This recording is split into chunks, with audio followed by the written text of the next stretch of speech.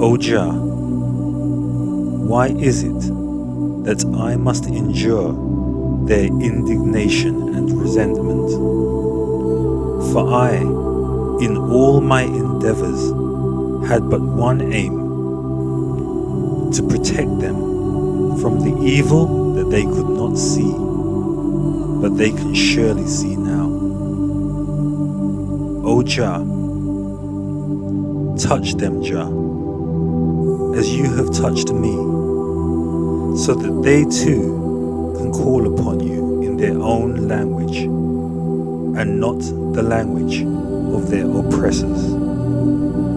O Jah, allow them to submit and glory in the power of the truth, for surely, Almighty Jah, they must accept that there is no other way. O Jah, it is no place to be to arrive at a future that you have not prepared for, but one that has been prepared for you. O Jah, elevate them, Jah, so that their bitterness and jealousy can wane, and their consciousness can develop and grow, and so that their souls can once again roam freely in the beautiful gardens as you intended. O Jah, for I know it is our birthright. O Jah, I pray you raise them out of their religious psychosis that evidently they cannot understand. O Jah, what is the point of their religions if they cannot see the devil standing right in front of them? O Jah, the media, the celebrity intoxication, the predictive programming that renders them self-destructive automatons, the slide, O Jah, the downward spiral, I pray you bring them back, O Jah, for they have forgotten who they are. They have forgotten where they're from. They have forgotten you, O Jah.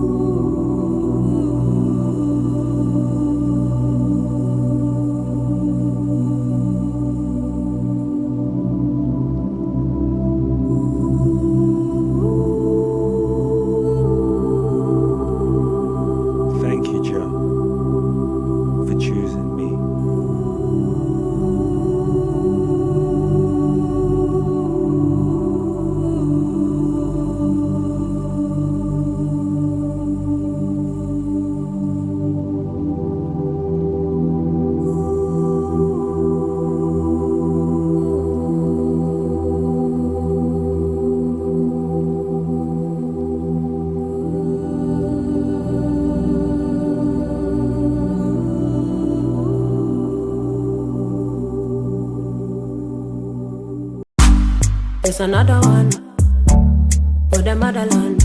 Yes, yes, yes, there's another one for the motherland. When the shade on the detail, I like it, Paris beats. for your info, check the intro, check the logo, I'm for the zongo. Make a link up with the gringo. Another hit song, it's a bingo.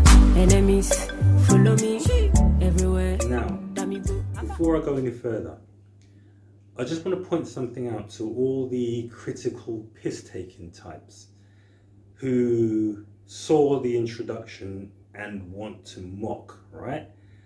I am fully aware that it wasn't Ronnie Coleman. I asked the judge for Ronnie Coleman, but he said no. He said, Stephen, take what you're given. And that's what I did. I took what God gave me. You see, Jaja set me on this path. And who am I to argue? I just accept what I'm given. Okay? You see, what it is that I didn't want to just come to Africa.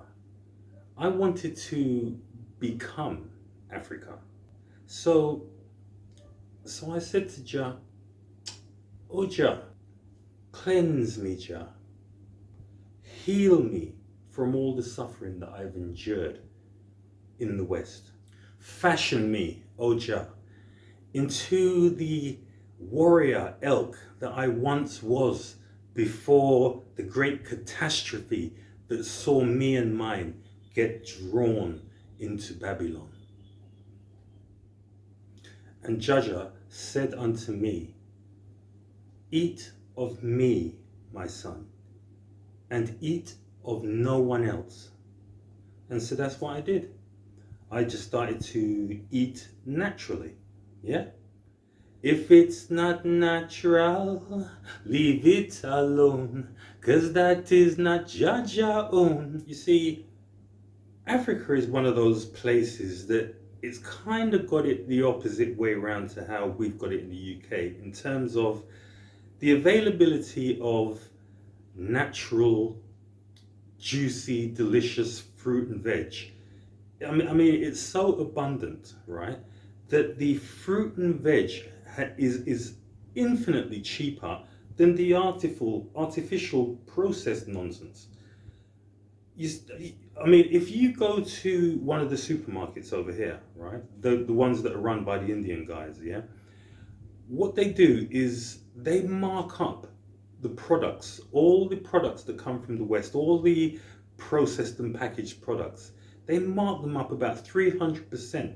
So, and they do it with no shame. So if you've got like an item and it's got printed on the item £1, they will mark it up so that it's like £3 in equivalent Tanzanian money. So a lot of Tanzanians obviously wouldn't know because they can't convert it in their head, but I do, and I can see that these people mark these things up 3 times what they're supposed to be. They're more expensive in Tanzania than they are in the UK. Do you know what I mean? So it's a no-brainer, really. You know, just getting into eating the natural fruit and veg was just a natural progression. It was an obvious thing to do, and that's what I did. I mean, do you remember me talking about in the previous videos that I make? I'm always going on about the soil, how red it is and rich and full of life. Well, it just stands to reason, you know. You just put 2 and 2 together and come up with 4. If you got the best soil, presumably you're going to have the best fruits. You know, I know that if I just eat these things, I'm going to become what I am supposed to be. Do you know what I mean? No brainer, right?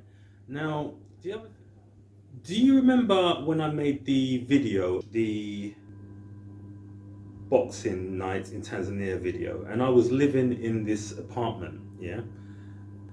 It was quite a big apartment, and because of that, I was never ever going to try and furnish it. So I didn't have anything in there, right? I had just mere basics, and I didn't have any cooking facilities, obviously. I didn't get one of those gas canisters or anything like that. I just basically had the fruit and veg that I got out in the street, and I brought it back. And if it went off in the time that I was there, then I'm obviously buying too much. So it kind of regulates the amount of stuff that you get and consume. But my staple, my one meal a day that I was going to adopt was going to have to be something that I eat out. Now, in Tanzania, there are lots and lots of food outlets all over the place, right? And they do sort of basic meals that are kind of cheap for the locals and stuff. And I just kind of got into eating those kind of things. And because I'm eating one meal a day, I want to ensure that I get a kind of wide range of nutrients in that one meal a day. So I kind of opted for this thing called wali nyama. Yeah, wali means rice, nyama means meat. So rice meat, that's what they call it. But because Tanzanian language when it comes to food is very, very colourful and bubbly. I mean, like, for example, they've got a word, pili pili hoho. That is green peppers, pili pili hoho. Do you know what I mean? Love it, man. Tangawizi is ginger. Things like that, right? But anyway, I wanted to get as much kind of nutrients as I could into sort of one meal, and I wanted to try and get that once a day. And I'm not saying that I don't eat outside that, but when I do eat outside, I generally eat things like fruits and maybe nuts. And there are other things over here that you can get. For example, they set up these little tables, right? And they chop up little bits of what they call pweza. See, pweza? That's octopus, yeah? And you can take a little cocktail stick and stick it in the little cut up pweza and dip it in some sauce, and you just kind of eat it from the cocktail stick. It's not just pweza, they do it with, they've got calamari on the table, they've got these little kind of potato balls. but nothing is particularly unhealthy. These places, these outdoor places, these stalls that are all over the place, you might be able to get cashew nuts, things like that, or you can get melon, mangoes, you know, all this kind of good stuff. And it's a great substitute for the kind of sweet nonsense that we eat in the West, because it's as sweet as those things, but it's sweet in a Jaja way. Do you know what I mean? And as you're eating, you can eat as much of this as you want. The thing about this, when you eat Jaja's food, you don't want to overeat. For example, everywhere you go over here, you can pick up a coconut. You know, you're riding over the bridge, there's a man with a coconut at the side there. You're going down that road, there's a man set up underneath a tree with coconuts, right? Now, coconut is one of those super fruits, right? Full of electrolytes. It's got so much goodness for you, right? Now, if you eat a coconut, I guarantee you, for example, if you said I didn't want to eat anything for the next 3 hours until I have my dinner, eat a coconut and it would just line up all your inside, and it would just make you feel good, and it doesn't fill you up, but it makes you contented. That kind of thing you can do. Do you know what I mean? So effectively what I'm saying is that fruit and veg is in abundance here, and outside of my one meal a day, I just eat fruits and things like that. Yeah? Never eat crisps or biscuits or none. I don't bother with that kind of stuff anymore. It just doesn't do anything for me. Because you see, these food outlets, right, they kind of cater for all the locals. All the locals go to these places. They have these little women who have got these little businesses, and they set up with these little pans by the road, and they're making food all day. And you know, just they kind of know all their customers and everything, but people just pass by and they buy it for a super cheap price.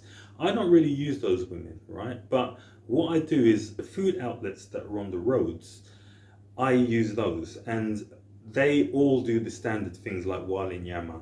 They do a few other things, but I'm not going to go into all those ones. I'm just going to show you wali nyama, because this is going to be like the first little snippet of this video. What I want to do with this video is, one of the reasons why I haven't made any videos in a long period of time is because I generally like to make a video if I've got a story to tell. You know, if I'm doing something outside of the ordinary, then I'm happy to kind of make a video on it. But because I haven't done anything for so long, basically I've just kind of drifted into this, I'm living in Africa and I'm just trying to live from day to day, just a normal life.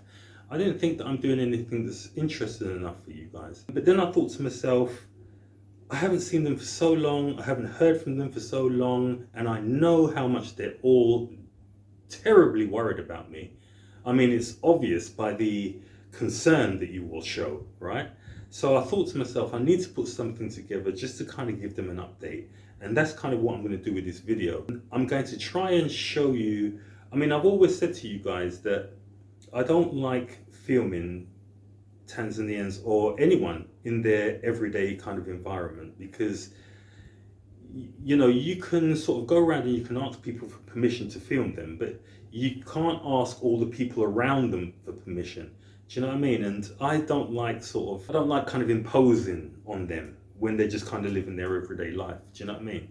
But in this video, that is precisely what I'm going to try and do. I want to try and show you just how I've been living and how I've kind of been getting on, and how, you know, my sort of stature has transformed because of my lifestyle, and how, because, how can I say it? It's kind of been effortless. I mean, I've put effort in, but it's kind of been effortless because of the manner in which it's all happened. And this is why I say to you, what's happened to me is Jaja's work, yeah? And I don't care what you lot say. If you say that I'm a fantasist or whatever, how could it be anything other than Jaja? Do you know what I mean? When you consider the circumstances in which I came over here, I mean, it weren't like I jumped on a plane and I come over here on a holiday. I was in an emergency. Do you know what I mean? I was experiencing some of the most evil shit that you could possibly imagine. And the frustration of knowing that nobody else, well, I mean, there were people who knew what was going on, but, you know, I mean, for a start, the vast majority of you didn't. But the ones who did, I mean, I don't understand how they couldn't be more vocal about what was going on. Do you know what I mean? This is going to affect people around you. And you see, I think one of the reasons why I suffered was because I've got the kind of heart. I can't sit by and just watch people around me who can't see something that I know and I'm aware of. I feel like it's my duty to warn them. And even though they don't want to listen to me, because so many people said to me, Stephen, man, why are you worrying about, why do you stress yourself about? And I'm like, well, bloody hell, come on, man, we got to tell them something. They're not aware, right? But anyway, I have had to suffer so much as a result of the fact that I'm just trying to do the right thing, right? And they were the circumstances in which I came over to Africa. Do you know what I mean? So many people were so horrible to me. It was unbelievable, right? And for something to have dragged me out of the depressing state that I was in and to put me into... During the course of this video, I'm going to dispel some myths, you know, because a lot of YouTubers who I see who speak about certainly Tanzania, I don't know about wider Africa, they're liars, man. They're liars. Do you know what I mean? And I don't know if they're doing it intentionally. I think a lot of them do it intentionally because they do it for financial gain. And I'd say practically every single one of them is a liar. Some of them are not intentional. Some of them just kind of come over here and they got this whole buzz, this whole spiritual thing. So they start giving you this idea of what Africa is. And they haven't had time to really kind of absorb it. So I want to kind of give you the truth. And I'll tell you this, by a rule of thumb, if you use this, right, whenever you get the YouTubers who tell you negative things, believe them, yeah? Because they're telling you that because these are things that haven't happened to them and they actually happen. I can vouch for you that negative things do happen. The ones who tell you all the positive stuff, do you know what I mean? Come over here, start a business, do this, do that, do this, do that, do it. Don't listen to them, right? Now, I'm not saying to you, obviously, I'm not saying to you, do not come to Africa. I'm saying to you, follow your destiny, whatever it is, right? You can get a spiritual boost out of being here, but you have to do it with savvy. You have to do it with wisdom. And the other thing that you must do is you must separate the people from the country. You have to do that, because if you don't, you're going to end up disappointed. It's been 400 years, guys, and a lot has happened in that time. So it's in your interest to live in reality. Anyway, this has gone on too long as an opening chat, right? So I'm going to keep my mouth shut. And like I say, we're going to start this video with my presenting to you my staple, Wali Nyama. Okay? Love and all.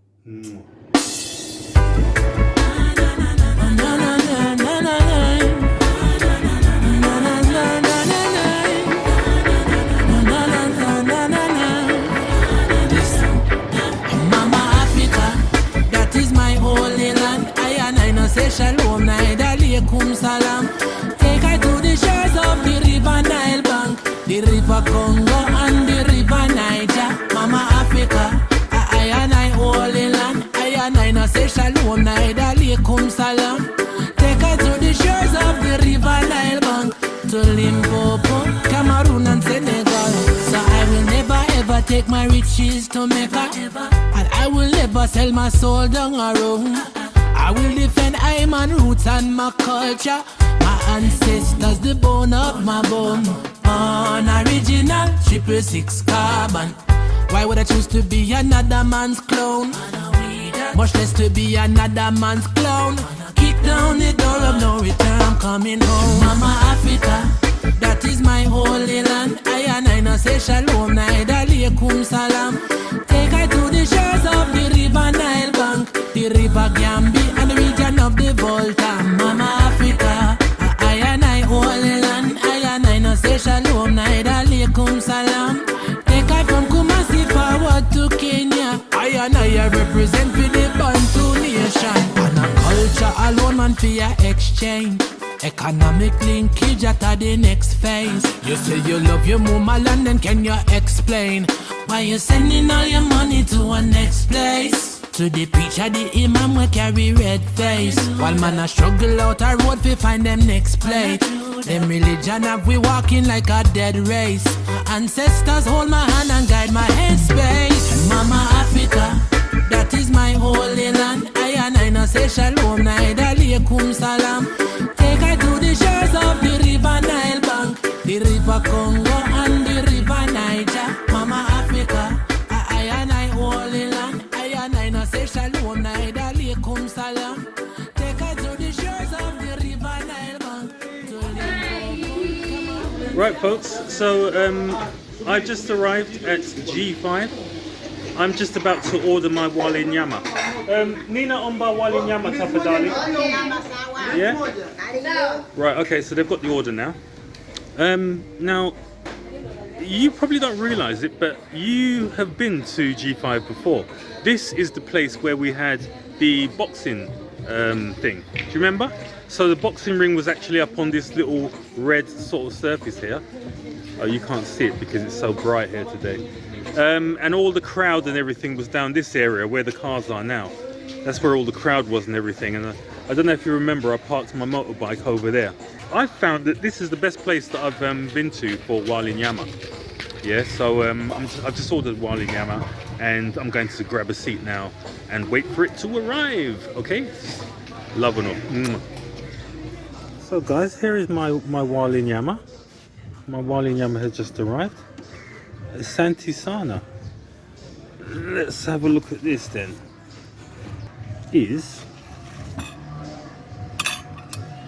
We get our mboga za majani, which are leaf vegetables. We get our wali, which is the rice, and then we get these lovely maharagi beans, which are kind of like kidney beans, but they've got different varieties and they're basically cooked down in coconut. And over here we've got the nyama, which is the meat.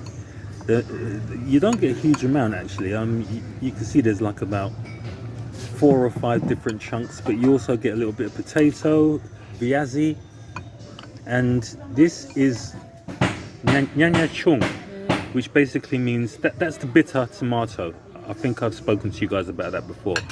And I also spoke to you about the fact that you've got to wash your hands before you eat anything in Tanzania. So this lovely young lady here, Gina Lakunani? Hadija.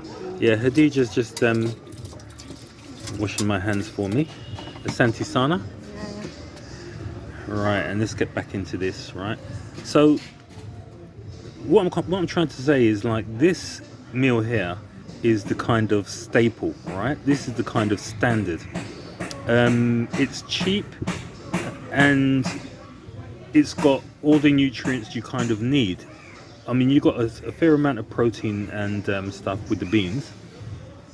Obviously, you got all kind of goodness with the greens. Everybody knows that. If you need some sugar for energy, you can get that from the wali. I don't usually finish all the wali.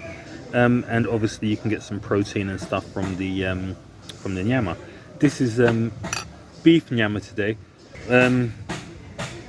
Yeah, so let's get stuck in. I'm going to turn the camera around now and get stuck in and just show you how lovely it is, okay? By the way, guys, there's been 2 instances where I set this thing up on my tripod and I was talking to you guys and it wasn't actually recorded. So this is the 3rd time I'm doing it now, right? So if it doesn't record this time, I'm gonna have to stop this Walian Yama thing, right? But anyway, yeah, I've just sat down here and I'm just eating the Walian Yama. And like I say, it's a sort of all-in-one kind of meal, right? This can kind of act as your daily one meal a day, because it's got the maharaj. The other thing that I would say is that Africa kind of has a way of regulating your consumption. Let me give you an example. I was on the beach, yeah? I was on the beach and I bumped into these like two Maasai guys. And you know, over here you got guys, they walk up and down and they've got one of those like egg trays, yeah? They just sell boiled eggs. You just buy them, they chuck some salt on them, you just eat them, right? But everybody does it. It's not just on the beach. Shilingi ngapi? Mia tano?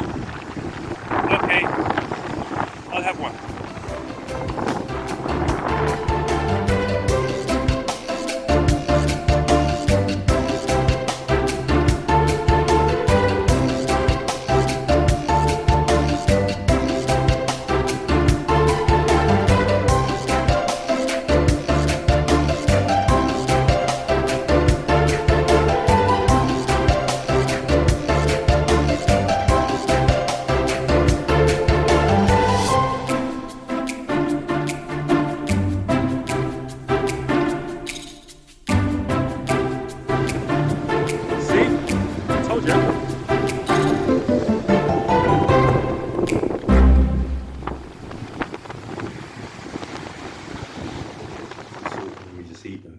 But everybody does it. It's not just on the beach, they do it out on the street as well. So I sat down with these two Maasai guys and I bought eggs for us all. We were sitting there eating eggs and everything. And I said to one of them, how many cooked meals do you have per day? And he said to me, 1. So I was like, oh, right, okay. So I said to the other guy, how many cooked meals do you have a day? And he said, I don't have an amount. I just kind of eat when do you know what I mean? So it kind of got me thinking about the whole concept that we have of these regular meals, of these like 3 meals a day and so on and so forth. And I said, right, I'm gonna dash that. I'm going to listen to my Maasai warrior brother. And I started to adopt the 1 meal a day thing. Is that the meat here, right? This is like proper meat.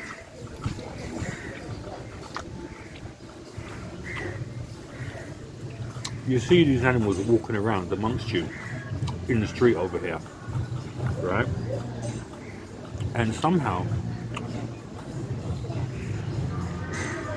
I don't know, I don't think it's that they don't boil it down enough. I think they do boil it down. But it seems to be sort of like kind of tough and chewy. And I think that's the way that meat is supposed to be. I don't know how, you know, when you buy stuff in the supermarket, it becomes so sort of soft. But this is how meat is supposed to be, I think. Like I said, they don't give you a huge amount, but it's enough. And this meal here in G5, which is a bit kind of upmarket-ish type thing, is 3,000, which is like £1. Most places out in the street do Walian Yama. You'll pick it up for about, I don't know, 2,000, about 60 pence, something like that. But it's got all the nutrients you need. I mean, there are 1 or 2 other kind of meals, kind of all-in-one meals like this, around the same price. But I just haven't got time to show you all of them. So this is the one that I used to, for a period of time, I used to eat this quite regularly. This was my staple. And also, because it's so cheap, it keeps your costs down, do you know what I mean? So if you're traveling and you eat food like this with the locals, I mean, it goes a long, long way, you know? Anyway, I'm just going to switch this round and do a little panoramic view of G5, so you can see how sort of pleasant it is to sit down and eat in places like this, okay? Love and all.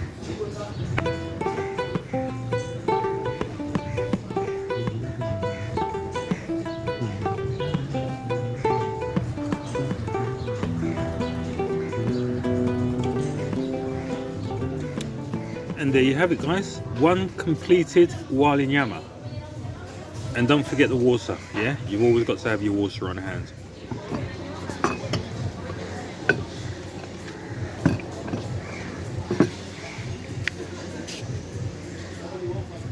Right, so that's it, folks. That's one Walinyama consumed.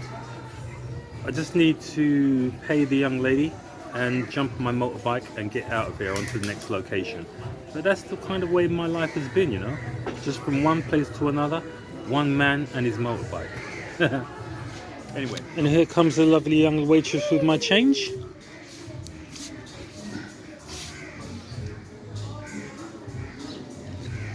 Asante. Nunua soda kwa wewe. Haya, asante. Yeah? Okay. Sawa. Kwaheri. Haya, bye. Anyway, love on her, yeah?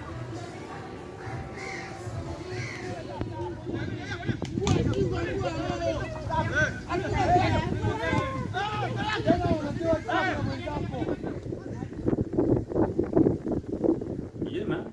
As the guy said, one man and his motorbike. I can tell you now, I could never have survived in Tanzania without that motorbike. Boy, oh boy. I call it my beloved. My beloved. See, one of the main complaints that you get from diasporans or visitors coming to Tanzania is the overcharging. You're going to get overcharged. Guaranteed. You're going to get ripped off left, right and center in so many ways. But I think I can say probably one of the principal ways that you get ripped off, okay, is travel expenses.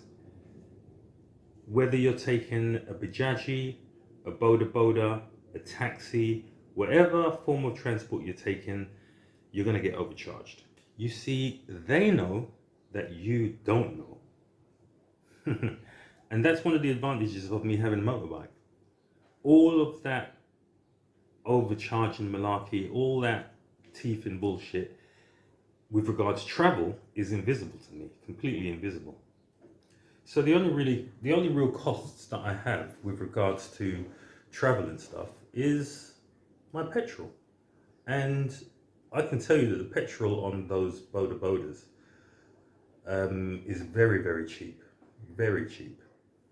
Another advantage that I think that it's important to talk about with regards to having a motorbike are traffic stops.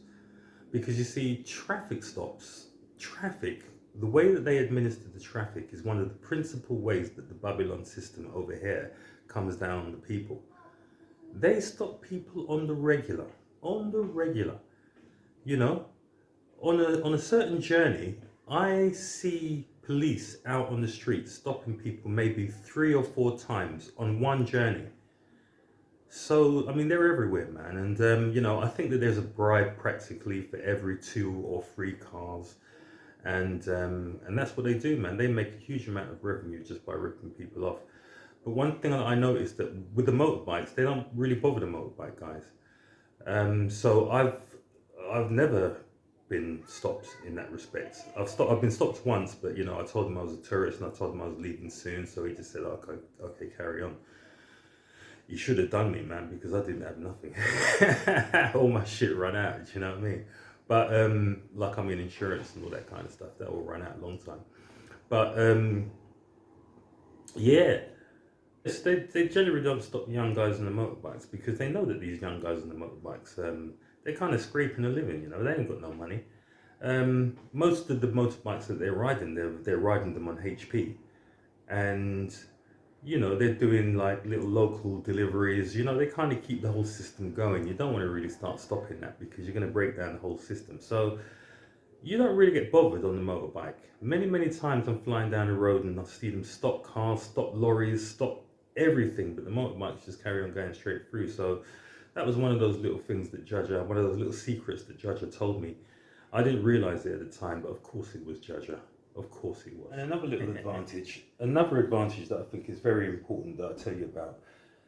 Certainly over this side, the side that I'm living now, the more sort of affluent side, the traffic for the Tanzanian viewers, I'm talking about the Mwai Kibaki Road.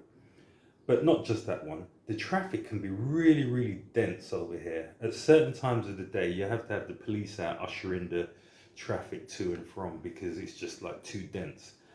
Now, when you've got a motorbike, you know, us motorbikes and the Bajajis, we just scoot down the left-hand side, down the right-hand side. I never go down the right-hand side because that's a little bit too dangerous for me because you have to deal with the oncoming traffic. But on the left-hand side, yeah, I scoot down there all the time. And it's almost like there is a kind of makeshift, unofficial lane for the motorbikes and the Bajajis, because we all just fly down that, you know, because Bajajis, they're a little bit deceptive. They're like Doctor Who's TARDIS. You can get quite a lot in them, and, you know, they're very, very they look like cars, but they're very, very small. They're very short in width. And they can take a lot of damage and punishment. They're Bajajis over here. TVS is I think it's a Pakistani company or an Indian company. I think it's Pakistani. But you know, those motorbikes and Bajajis that they make are very kind of resilient and very cheap parts and so on and so forth. So yeah, so that's another advantage. You can just scoop in and out of traffic. It's great. Well, guys, so much has happened today. I mean, stuff that I can't even tell you about. I mean, if I ever see any of you again, perhaps I'll tell you about some of this to your face, but what did happen on the way back from the gym just now, I had what I hope is my last motorcycle accident. Most of the motorcycle accidents that I've had, the first 5 or 6, I can't remember how much they were when I was learning how to ride my motorbike. Now I know how to ride it. Yeah, I'm very proficient with it. I know how to stay out of trouble. But today, one of those situations, I mean, this was like a real crash. You know, I was shooting down the road, but I was on the left side. I always tend to stay on the left side because on the right-hand side, you're in more danger.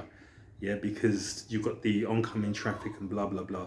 I tried to stay on the left-hand side, and the roads over here have kind of fashioned a left-hand lane because the tuk-tuks over here, they kind of go down the left-hand side, and so do the motorbikes, right? Now, I was shooting down the left-hand side, and somehow a tuk-tuk came around me on the right hand side and just went right in front of me. Now, you know those situations where because on the right hand side of the motorbike there's a pedal, you can push your foot down on that pedal and that's a brake, right? Now I pushed my foot down on that pedal and the brake, I was going too fast and the brake wasn't enough. Now, you know when you can see what's going to happen. It seemed like it was about 20 seconds, but it was probably about a second. And I was just going towards this thing and I was like, ah! I literally screamed. I literally screamed like that. And all of a sudden, bang, you know? But because I'm sort of more savvy with the motorbike now, what I did, I had my helmet on, luckily, my head wasn't affected at all. But what I did was I kind of, you know, arched my kind of shoulder like this. You know, the old Floyd Mayweather shoulder roll, yeah? And, you know, the way that I hit the thing, I knew that the handlebars were going to move to the left-hand side and I was going to smash into the thing, right? So the handlebars kind of went to the left-hand side. I done my shoulder roll and I just went flying over the sort of handlebars, but to the right. And I kind of landed on my back with my feet up in the air. Do you know what I mean? Luckily, there was no other cars or anything to sort of run over me or anything like that. But wow, it was a situation, do you know what I mean? So now, because the front sort of handlebar is a little bit wonky and, you know, I've got a dangling indicator light and so on and so forth. So I'm going to have to just get ready, get changed, have a shower. My knee, well, it's not exactly my knee. Can you see there's a kind of sort of graze kind of thing here? It's very sort of tender to touch. Kind of hurts a bit, but that is literally the only injury that I got. in probably the worst accident that I've ever had, right? You see, if you look up here, can you see there is a little kind of slight dent? That is from a previous injury that I had on this motorbike. And if you look further down there, that's a mosquito bite that I had from years back when I was about 10 years old and I went to Jamaica. But anyway, that's enough on my legs. I don't want to get all you young ladies watching this video overly excited. Okay, so like I say, what I've got to do now is I've got to take the motorbike, see if I can get the dangly light dealt with. I'm going to take it to a fundi. A fundi is a word for a specialist in any kind of discipline. Yeah. So for motorbikes, a fundi would be a mechanic. So I'm going to have to take the motorbike down to the mechanic. I want him to have a look at the whole bike, right? Because there might be something gone wrong with it that I'm not aware of, but I just want him to fix the dangly light and one or two other things, right? So that's something that I'm going to have to do now. I'm going to go into the bathroom, hold a fresh, and get myself prepared, right? So later. Okay, so I've held a fresh, feeling good. The time now is coming up to about 5 o'clock. So these are kind of critical moments. Got to get out of there quick time, right? Because the sun goes down very, very quickly. I think it's about 6:30. It's all done, man. So let me get out of there quickly, yeah? Later on.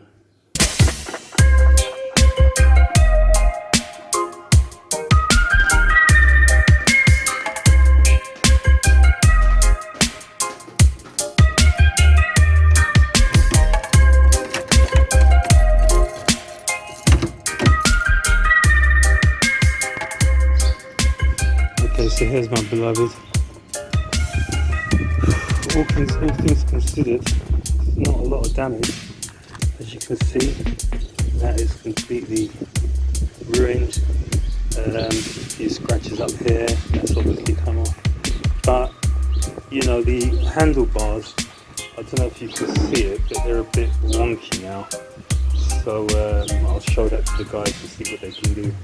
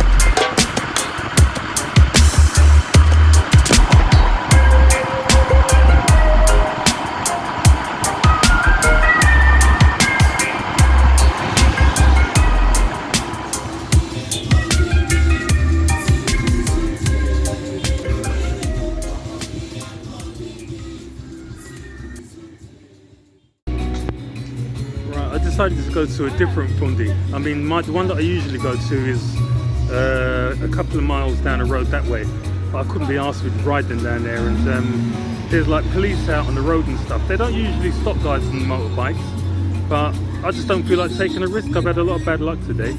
Remember, if I see you face to face, ask me about the thing that happened earlier on, but I'm not going to talk about that on no YouTube video, right? But anyway, there's a fundi here, and I'm going to go and check him and see if he can sort me out, okay?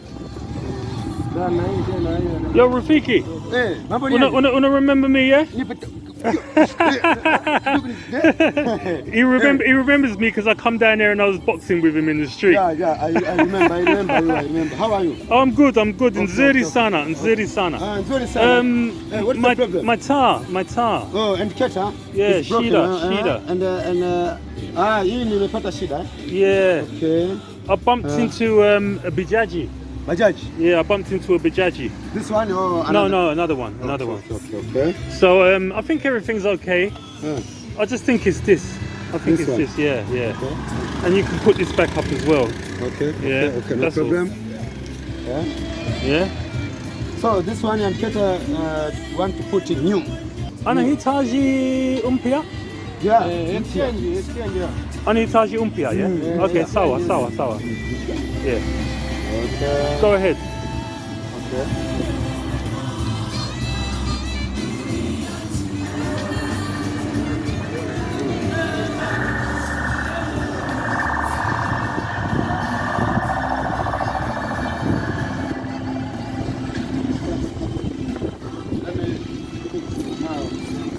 Oh, good. See, he was a good enough mechanic to sit on the bike, and he noticed that the handlebars were fucked.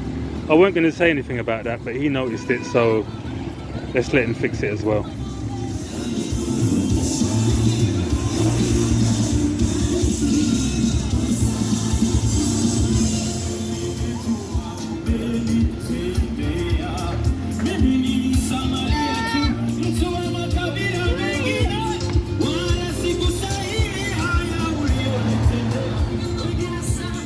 Unamaliza? Hapa nimemaliza. Unamaliza? Nzuri sana. Nzuri eh? Yeah. Shilingi ngapi?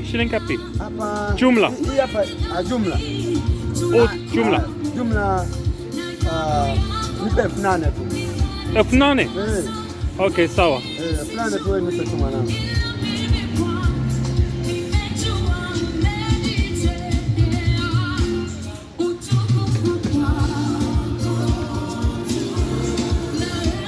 Elfnane means 9,000. Sorry, what am I talking about? 8,000. This one 5,000. Yeah. And technician, I'm technician, eh? Yeah. 3,000. Una gali. Gari sina. Mimi maskini mwanangu sina gari. Sina gari. Okay, asante sana, yeah. Umesema I said Gari. nasema asante sana. asante sana. Ndio. Umesema una gari. Gari which gari? Wewe ni gali. Very expensive. Ndio. Bei gari. Hamna. Hii hapa 5,000, hii hapa 5,000. Okay, sawa. Mimi technician ufundi. Ndio. Amna shida, yeah. Sawa. So you do remember, yeah, that the purpose of this new batch of videos is to try to show you real life. I'm trying to show you my life, how I've kind of been living in Tanzania on a day-to-day basis. And as such, there are going to be many instances where I'm riding around on my motorbike. Because in order for me to make you see real life, I want you to see what I see on a day-to-day basis. And that's what I do basically. I spend so much time riding around from place to place on my motorbike, so I want you to see that, right? So I'm going to try and make it a little bit more interesting for you by overlaying the riding with music, so on and so forth. But just in case you're wondering, that's the reason why we're going to have the motorbike riding, okay? I think we're going to leave it there now because we're heading up towards the kind of hour mark, and I know in the new social media age, people's attention spans have got much shorter. 15 minutes, you're lucky. Hour, you're pushing it. Okay, so I'm gonna stop now and see you next time. Okay, love ya. There's another one for the motherland.